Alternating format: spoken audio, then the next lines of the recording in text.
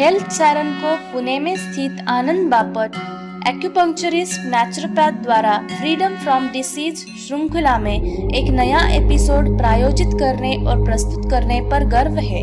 कृपया इसका आनंद लें, इसे दूसरों के साथ साझा करें और प्रतिक्रिया भी दें। पेश है आनंद बापट। आज हम बात करने वाले हैं खाने के बारे में। तो उसमें हम ये पॉइंट्स कवर करेंगे कि कौन सी खाने की चीजें हमने खानी है, उसमें स्वास्थ्य के लिए कौन सा खाना अच्छा है, जो खाना रेकमेंड नहीं किया है उसके बारे में बात करेंगे, और जो खाना हमने सेवन नहीं कर और वो क्यों नहीं करना है उसके बारे में बात करेंगे। तो पहले हम बात करेंगे क्लासिफिकेशन ऑफ डाइट। तो डाइट बोले तो जो भी अपने मुंह से जाके पेट में पहुंचता है, वो कौन सी भी चीज हो उसको डाइट माना जाता है। तो वो भले हो खाना हो या पीना हो। खाना हो तो खाने में दो प्रकार है, एक शाकाहारी है और एक मांसाहारी है। शाकाहारी में दो प्रकार है, एक प्लांट बेस्ड बोले तो फल तरकारी वगैरह, और दूसरा होता है एनिमल बेस्ड मतलब पशु से आने वाला, दूध समझ लो, चीज समझो, पनीर बोलो या अंडा। प्लांट बेस्ड में फिर दो प्रकार होते हैं, एक ताजा होता है जो फल या तरकारी हो, या नॉन फ्रेश होता है। नॉन फ्रेश में क्या आता है, सीरियल्स मतलब दाल मूंग वगैरह वगैरह, नट्स आते हैं, ग्रेन आता है, राइस व्हीट ज्वार वगैरह वगैरह। फ्रोजन आ सकते हैं या प्रिजर्व भी हो सकते हैं। तो जब हम मांसाहारी में देखते हैं तो मांसाहारी में कहा जाता है कि जो कुछ चलता फिरता है इस दुनिया में उसे माना जाता है कि मांसाहारी चलता है। तो हमारे यहाँ तो काफी कम खाते हैं, हम ज्यादा से ज्यादा चिकन मटन ही ज्यादा खा लेते हैं। लेकिन चीन देश में बहुत कुछ खाया जाता है। कुत्ते खाते हैं, बिल्ली खाते हैं, घोड़ा खाते हैं, जो आया सामने उसको खा लेते हैं। ये मांसाहारी में मच्छी का भी सेवन जो होता है वो मांसाहारी में ही पकड़ा जाता है। और पेय जो है वो पेय के प्रकार अलग अलग है। एक तो होता है पानी, दूसरा होता है अल्कोहल दारू, या तीसरा होता है अलग अलग ढंग के सॉफ्ट ड्रिंक। सॉफ्ट ड्रिंक्स में आते हैं गर्मा गर्म सॉफ्ट ड्रिंक बोले तो चाय कॉफी, या कोई फिजी ड्रिंक जिसमें गैस होता है।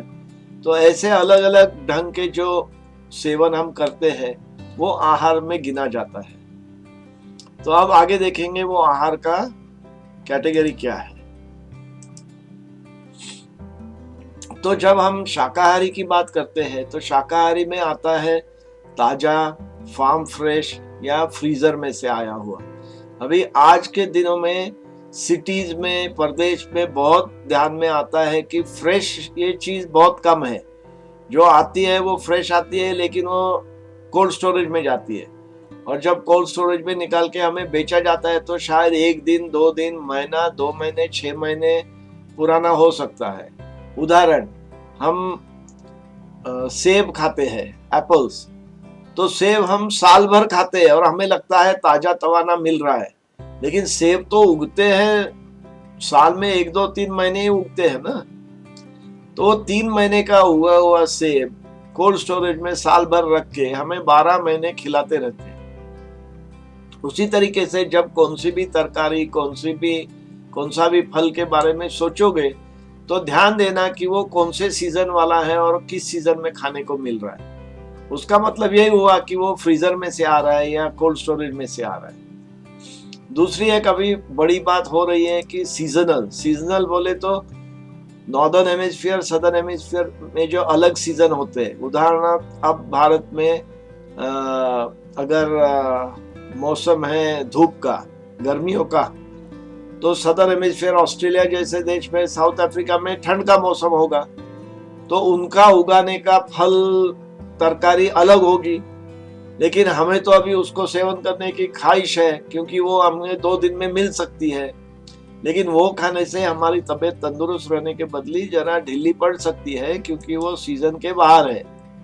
तो उस हिसाब से वो भी सोचना जरूरी है।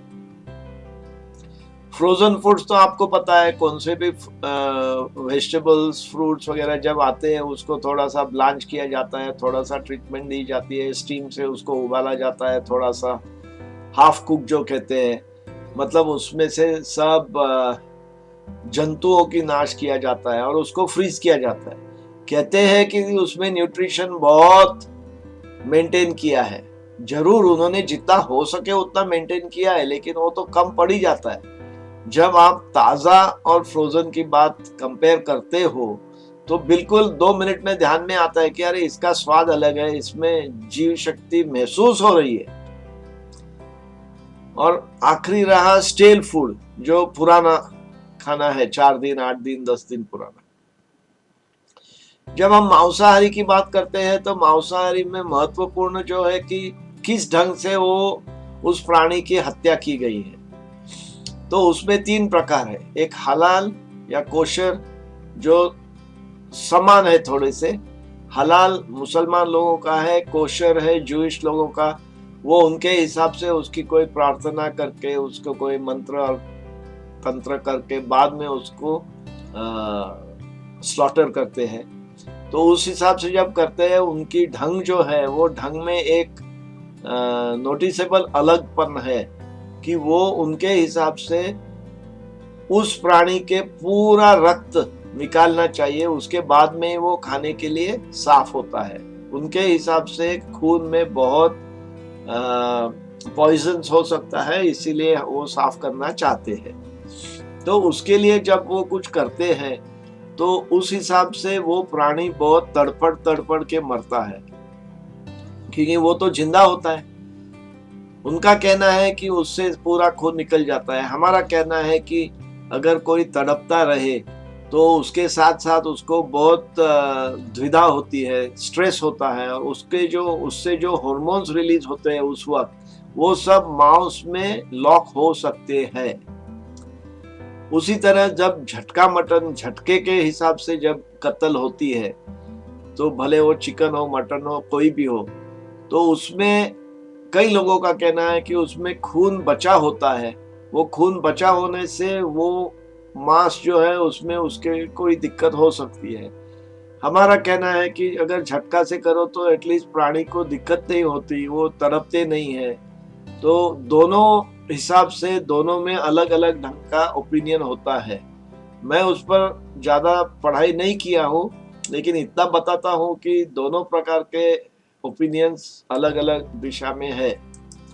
अच्छा, जब हम मांसाहारी खाना खाते हैं वो भी ताजा हो सकता है या वो फ्रोजन हो सकता है। फ्रोजन कितने भी दिन हो, 2 दिन हो, 8 दिन हो, 15 दिन हो, या काफी प्रकार के उसको ट्रीटमेंट या क्योरिंग किया जाता है। मतलब उदाहरण एक सूखी मच्छी या सूखा मटन, तो उस प्रकार के उसको ट्रीटमेंट देके उसको प्रिजर्व किया जाता है। तो कई कई प्रांत में अगर खाना नहीं मिलता है तो सूखी मच्छी, सूखा मटन खा लेते हैं और उसका फायदा उन्हें होता है। अब हम देखेंगे आहार के फायदे क्या है। तो फायदे जब बताने जाते हैं तो ध्यान में आता है कि जब हम कोई भी चीज ताजी खाते हैं, ताजा ताजा खा लेते हैं, तो उसमें बहुत फायदा है, क्योंकि उसमें क्षार बहुत होते हैं, उसमें ऊर्जा बहुत होती है। उसके बाद में ठीक ढंग से फ्रोजन किया हो और 2-4 दिन का ही फ्रोजन हो तो उसमें भी कुछ दम होता है। जनरली ध्यान में आया है कि जब हम शाकाहारी खाते हैं तो शाकाहारी में ज्यादा मतलब होता है, क्योंकि अपना देह जो है वो शाकाहारी के लिए ही डिजाइन किया गया है। हमारी मुंह से लेके संडास के एनस तक, अपनी एलिमेंट्री कैनाल जो कहते हैं हम, गट जो कहते हैं, वो करीब से 30-40 फुट लंबा है। अभी वो 30-40 फुट लंबा बिल्कुल कन्वोल्यूटेड, मतलब उल्टा सुल्टा ऐसी सीधी पाइपलाइन नहीं है।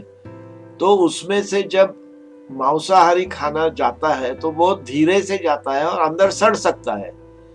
थोड़ा तो सड़ेगा, पूरा नहीं सड़ेगा। तो भी जब कोई भी चीज बदन में सड़ती है तो उसमें से क्षार फिर अलग ढंग के, जिन्हें हम पॉइजन कहते हैं, वो रिलीज होके खून में चले जा सकते हैं। इसीलिए शाकाहारी खाना सबसे बढ़िया है।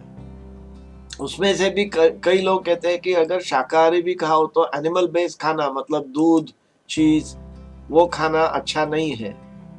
और मांसाहारी खाना, कई लोग कहते हैं कि उसमें प्रोटीन ज्यादा है, अच्छा है वगैरह, लेकिन वो अपना अपना ओपिनियन है। मेरे ओपिनियन के हिसाब से शाकाहारी खाना ही सबसे बढ़िया है तंदुरुस्ती के लिए। उसका मतलब खाना या ना खाना ये आप पर निर्भर है। जब हम बात करते हैं खाने के बारे में, हर एक दिन जब हम खाना खाते हैं तो खाना में इस प्रकार की अलग अलग ढंग के क्वालिटीज होना जरूरी है। वो क्या क्वालिटीज है कि समझ लो थोड़ा टेक्सचर हो खाने में, बिल्कुल एक ही टेक्सचर का खाना ना हो, रंग हो, अलग अलग रंग हो तो खाने में मजा आता है, स्वाद हो, अच्छे स्वाद का खाना हो तो मजा आता है खाने में। कहीं कुछ सॉलिड्स और लिक्विड्स खाने में होना जरूरी है, हार्ड एंड सॉफ्ट आइटम्स भी होना जरूरी है। खाने में थोड़ा कुछ कच्चा हो और बाकी का पकाया हुआ हो। इस हिसाब से जब हम खाने का सेवन करेंगे तो अपना पूरा आहार बिल्कुल बैलेंस्ड हो जाएगा। तो हमने अभी खाने के बारे में अलग अलग कैटेगरीज बनाए हैं। ये मेरा ही इन्वेंशन है, मैंने आसान होने के इरादे से ये बनाया है। उसे मैंने जनरेशन फूड्स कहा है, first generation to fifth generation. तो उसके बारे में थोड़ी बात करेंगे। फर्स्ट जनरेशन तो बिल्कुल ताजा खाना हो, जो गार्डन से अपने घर पे आके पकाने के लिए ले लिया है, या जो भी हम कुछ कच्चा खा लेते हैं, या सीजनल चीज जब खाते हैं, आम के सीजन में आम, सेब के सीजन में सेब, जब ताजा सेवन करते हैं तो उसे फर्स्ट जनरेशन कहा जाता है। सेकेंड जनरेशन की बात हो तो एक दो दिन, दो चार दिन के बाद ही ताजा खाना खाओ तो कोई बात नहीं। अगेन कच्चा खाने से, हल्का फुल्का पकाने से, या कोई सीरियल्स हो, मतलब दाल चावल वगैरह, वो सब हम ठीक ढंग से कुक किया तो उसे सेकेंड जनरेशन कहा जाता है। थर्ड जनरेशन में आता है कोई भी पुराना खाना जिन्हें हम स्टेल कहते हैं, या फ्रोजन रिसेंटली 15 दिन पहले ही उसको फ्रीज किया है, या लाइटली कुक्ड, हल्का सा फुल्का सा पकाया हुआ हो। फोर्थ जनरेशन में आता है बिल्कुल फ्रोजन, वो 2 महीना हो, 6 महीना हो, साल भर का पुराना हो, पता नहीं। जो हम आजकल ज्यादा खा रहे हैं कोल्ड स्टोरेज में से जो आता है, फल तरकारी वगैरह, वो उसमें कैटेगरी में जाता है। जो भी खाना हम अति कुक करते हैं, ज्यादा ओवर कुक करते हैं, तो उसमें से क्षार हम निकाल देते हैं, क्योंकि वो क्षार डिस्ट्रॉय हो जाते हैं, विटामिन मिनरल सब डिस्ट्रॉय हो जाते हैं। और फिफ्थ जनरेशन में आता है कि प्रिजर्वेटिव्स वाला, जिसे हम प्रिजर्व फूड्स कहते हैं, टिन्ड फूड्स कहते हैं, या जंक फूड्स कहते हैं, जिसमें न्यूट्रिशनल वैल्यू बहुत ही कम है। और आखिरी का एक जो कैटेगरी है, जो बताना चाहता हूं, कैटेगरी ऐसा नहीं है, लेकिन जो भी अन्न, धान्य नहीं, जो भी अन्न हो जिस पर कोई भी इंसेक्ट्स या कोई भी एनिमल्स खाना न चाहे, उसका मतलब है वो अन्न में जीव नहीं है, उसमें कोई दम नहीं है। तो वैसा खाना बिल्कुल हजम नहीं करना चाहिए, बिल्कुल उस पर ध्यान भी नहीं देना चाहिए। तो उसके बारे में मेरा एक पर्सनल ऑब्जर्वेशन है।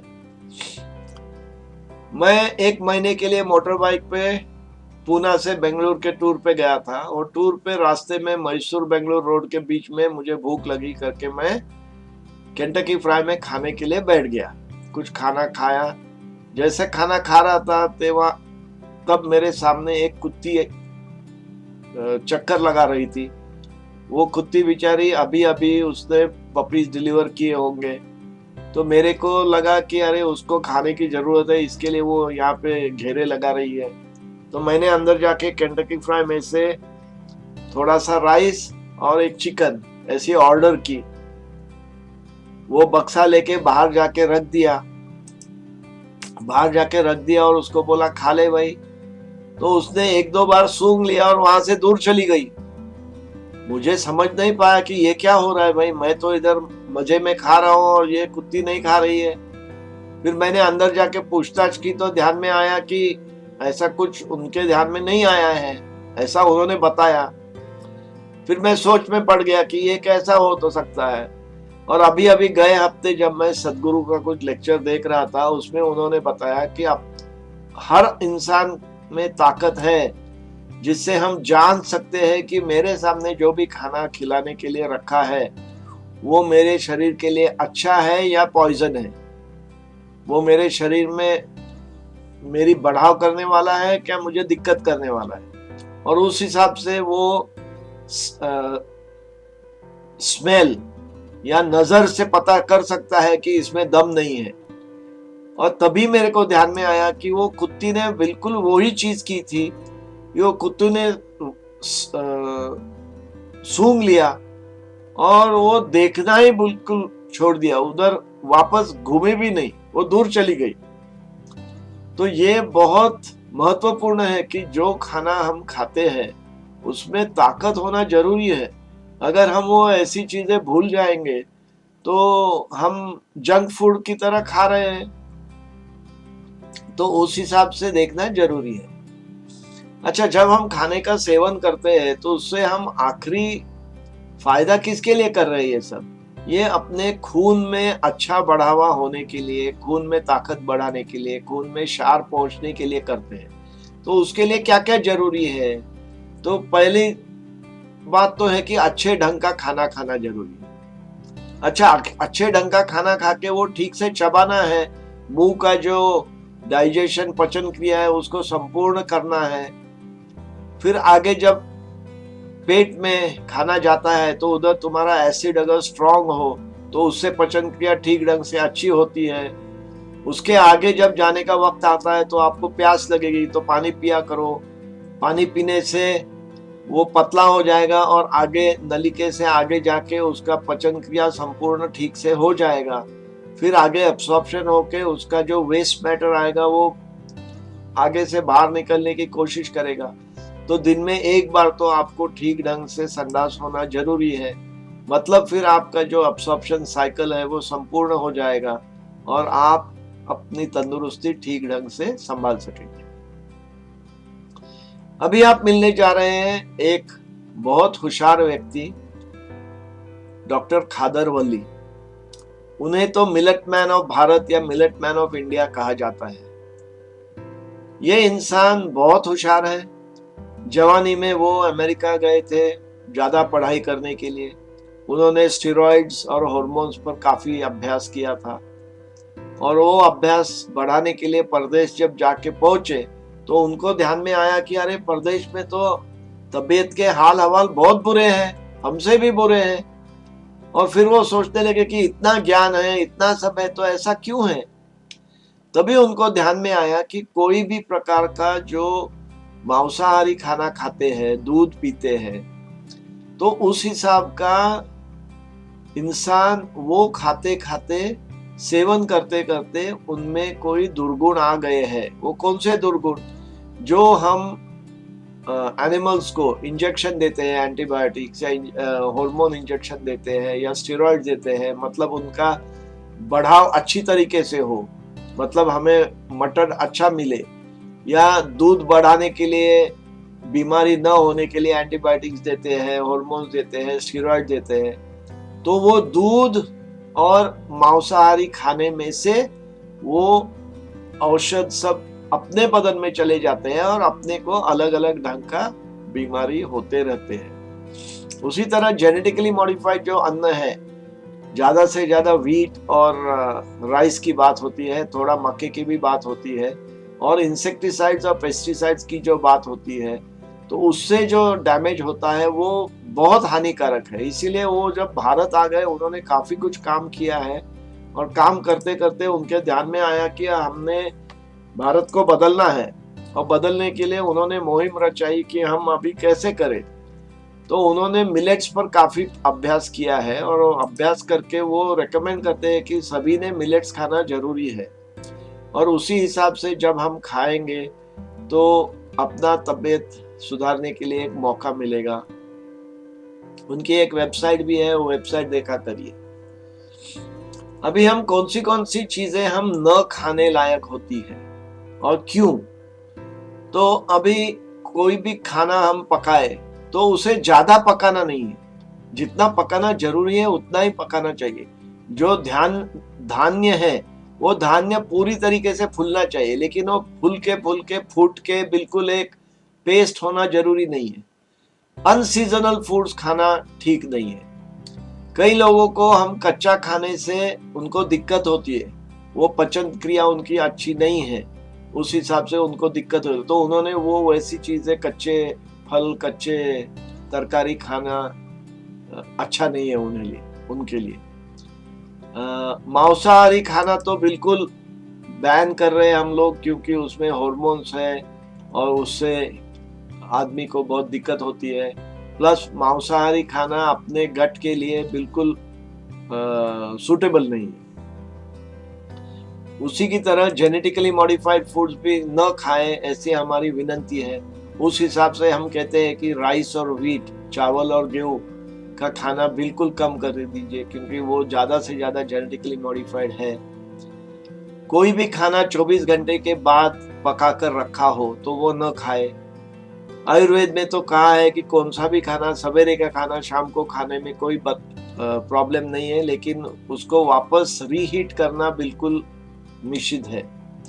तो सवेरे का खाना अगर शाम को खाना हो तो उसको दोबारा गर्म करके न खाए। जब हम कोई भी चीज एक बार पकी हुई दोबारा गर्म करने जाते हैं, अच्छा लगे करके, तो उसको हम पॉइजन बनाते हैं, ऐसा आयुर्वेद का अनुमान है। दूसरी एक बात है, जहां कोई तरकारी भाजी वगैरह गटर का पानी से बनाया हो, गटर के पानी से वो उगाया हो, तो उसमें कई बैक्टीरिया, वायरसेस हो सकते हैं बाहर के बाजू में, अंदर जनरली नहीं जाता है, लेकिन वो हम इतनी सफाई से धो नहीं पाते हैं, तो उस हिसाब से उसमें प्रॉब्लम हो सकता है। और आखिरी में हम कहेंगे कि मिल्क एंड मिल्क प्रोडक्ट्स इंसान के लिए गरज नहीं है, उसमें तो हार्मोन्स वगैरह है, उससे तो प्रॉब्लम है ही है, लेकिन इंसान के लिए 5-6 साल के बाद, 8 साल के बाद वो दूध पीना गरज का नहीं है। तो उस हिसाब से दूध और दूध के प्रोडक्ट्स हमने न खाने से ही अपनी तंदुरुस्ती बढ़ाओगे। तो हम अभी चक्कर लगाएंगे आइडियल डाइट क्या है जो हमने रोज खाना है। तो आइडियल डाइट में क्या आता है? शाकाहारी होना, फर्स्ट जनरेशन फूड्स खाना, फल और तरकारी खाना ताजी ताजी, फ्रोजन थोड़ा सा चलेगा लेकिन बहुत पुराना नहीं। मिलेट्स का सेवन ज्यादा करना। मिलेट्स में क्या है? ज्वारी है, बाजरा है, राजगिरा है, रागी है, नाचनी है, मक्का है, वरई है, इनका सेवन करना। इसके अलावा भी बहुत है, लेकिन उनका सेवन करना। सीजनल आइटम्स खाना, जो सीजन में है वही खाएं, हल्का फुल्का पकाए और देसी घी का सेवन ज्यादा करें, तेल कम करें। तो अभी हम बात करेंगे इम्पोर्टेंस ऑफ फूड सिस्टम की, महत्वपूर्ण क्या है, अब तक हमने क्या क्या सीखा है और कैसा और क्यों। अभी इस बात जो मैं दोहराने जा रहा हूँ वो आपको लगेगा कि 2-2, 3-3, 4-4 बार हम बता रहे हैं, लेकिन ये बहुत महत्वपूर्ण है, क्योंकि यहीं पे हम बहुत गलतियां करते हैं। हम कौन से भी आहार जब मुंह में डालते हैं वो हम 40 मरतबा चबा के नहीं खाते, 1-2 मरतबा चबा के स्वॉलो कर देते हैं। ये करना बहुत गलत है। तो ठीक ढंग से उसको चबा चबा के उसको पेस्ट बना के फिर मुंह में जो फिजिकल और केमिकल पचन की क्रिया होनी जरूरी है, वो संपूर्ण क्रिया करने के बाद ही उसको आगे पहुंचाना है पेट में। इतने ढंग से अगर आप चबाओगे तो काफी मर्तबा आपको ध्यान में आएगा कि अन्न का टेस्ट जो है मुंह में वो बदलाव आता है। जब आप चबा के खाने की आदत करोगे तो पीने जो भी पेय हो उसको भी चबा के खाओ, और जो भी खाना हो उसको पेय बना के खाया करो। खाना खाते वक्त अच्छे पचन क्रिया के लिए बिल्कुल बीच में ड्रिंक्स नहीं लेने हैं, पानी नहीं पीना है, और रोज दिन में कम से कम एक बार संडास और पेशाब ठीक ढंग से होना जरूरी है। तो अभी आप देखेंगे फायदा क्या हुआ आपको ये सेशन से और आप घर क्या ले जाना है। तो हमने आपको ज्ञान दिया है काफी कुछ चीजें में कि खाना मांसाहारी शाकाहारी होता है। शाकाहारी खाना बहुत उत्कृष्ट है, ताजा खाना अच्छा है, हल्का फुल्का पकाना अच्छा है, घी का सेवन करना बहुत बढ़िया है। अगर मच्छी खाओ तो मच्छी बेहतर है, दूध की हमें कोई गरज नहीं है। और मांसाहारी और दूध में जो एनिमल्स को एंटीबायोटिक्स, हार्मोन, स्टेरॉइड जो दिए जाते हैं उससे सेवन करने से हमें भी उसका साइड इफेक्ट्स होके बहुत दिक्कत हो सकती है। डॉक्टर खदरवल्ली के हिसाब से जो बताते हैं कि मिलेट्स का सेवन ज्यादा करो, मैं ज्वार, बाजरा, कॉर्न, मक्का वगैरह वो ज्यादा खाया करो, पानी ठीक से पियो, फ्रोजन फूड कम खाओ। और उस हिसाब से अगर आदत पड़ के 3 महीने आप कोशिश करके कॉन्शियसली करने की कोशिश करो तो धीरे धीरे आपको आदत पड़ जाएगी। 3 महीने के बाद आपको ध्यान में भी नहीं आएगा कि हम उसी ढंग से खा रहे हैं, उसी ढंग से पी रहे हैं। और एक बार वो आदत पड़ गई तो 3-4 महीने के बाद ध्यान में आएगा कि हम धीरे धीरे अपनी दिशा निरोगी बनने की तरह चलना शुरू कर दिया है और धीरे धीरे निरोगी का रास्ता पकड़ लोगे। ये रहा खाने के बारे में। अब थोड़ी सी मेरे बारे में खबर। मैं आनंद बापट हूँ, पुणे में प्रैक्टिस करता हूँ। भारतीय एक्यूपंक्चर भवन में निसर्ग उपचार का उपचार भी करता हूँ। साइंटिफिक सूर्य नमस्कार एकेडमी में सूर्य नमस्कार सिखाता हूँ, जिन्हें सिखाने के लिए हमें 8 घंटा लगते हैं और 70 प्रकार के सूर्य नमस्कार हम सिखाते हैं।